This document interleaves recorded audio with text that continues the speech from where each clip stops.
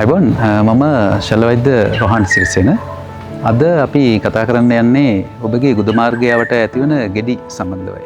හිමරොයිඩ්ස් එහෙම නැත්නම් අර්ශස් කියන තත්ත්වයේදී සිද්ධ වෙන්නේ ගුද මාර්ගයට ඇති රුධිර වාහිනී විශාල වී එක කාලයකදී රුධිර වාහිනී බිඳ වැටි ලේ වහන වීම. ඉතින් ලේ වහන වීමේදී එහෙම නැත්නම් ගෙඩිවලදී ඔබට විශාල වීම නිසා අපහසුතාවය ඇති වෙනවා. ඔබට රුධිර වාහිනී වලින් ලේ වහන වීම සිදු වෙනවා නම් ඔබ කළ යුත්තේ සුදුසුකම් සහිත ශල්‍ය වෛද්‍යවරයෙක් හමු වී එයට ප්‍රතිකාර කර ගැනීමයි. එන්ඩොස්කෝපි පරීක්ෂණයක් කිරීම ඉතාම වැදගත් වෙනවා. එන්ඩොස්කෝපි පරීක්ෂණයෙන් පසුව තීරණය වුණොත් ඔබට තියෙන්නේ අර්ශස් නැත්නම් හිමොරොයිඩ්ස් කියන එක ඔබ කළ යුත්තේ එයට නිසි පරිදි ප්‍රතිකාර ලබා ගැනීමයි. බොහෝ විට ඔබට සර්ජරි එකක් එහෙම නැත්නම් චලකර්මයක් කිරීමට සිදු වෙනවා.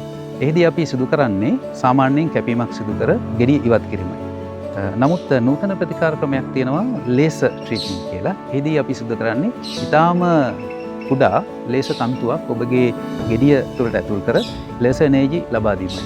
එහිදී ඊටාම කෙටි කාලයකදී මෙම අර්ශස් ගෙඩිය කුඩා බවට පත් වෙලා ක්‍රමෙන් ඒක නැති වී යනවා. ලේසර් ප්‍රතිකාර ක්‍රමයේදී ඔබට ඉතාම ඉක්මනින් ගෙදර යාමට හැකි වෙනවා. එහෙම නැත්නම් ඩේ කේස් ප්‍රොසීඩියර් කියලා කියනවා.